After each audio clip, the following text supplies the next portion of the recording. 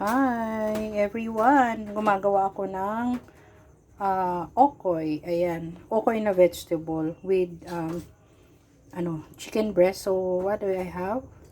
Naglagay ako syempre ng sibuyas. Ito yung tofu ko, medyo hinafko ko na siya. I have bagu beans. I have carrots. I have onion leeks. Ayan.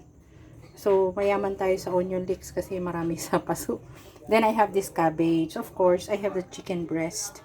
Ayan, sinutay ko na yan sa maraming paminta kasi I really love paminta. And, nagtimpla na ako nitong aking para magdikit-dikit siya. So, ito, nilagyan ko to ng paminta and konting salt.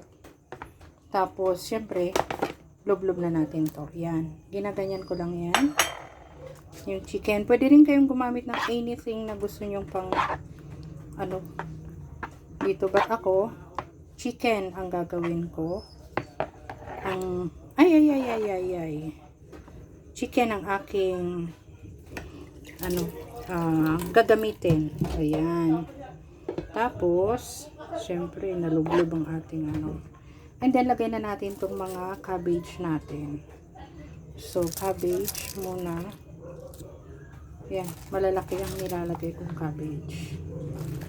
Gusto ko to eh. Tapos, halo-haloin mo lang. Ganyan-ganyan lang siya. Diba? And, ayan. Ang ating mga, lagay na natin bagu beans. Mostly kasi, diba, hipon ang ginagamit. But for me, chicken breast. Kasi I really want to, gusto kong mag-lose ng weight. Kasi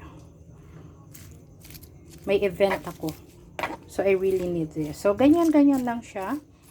And, okay na yan. Kasi yung sausawan naman, gagawa naman tayo ng masarap na sausawan. So, ganyan lang siya.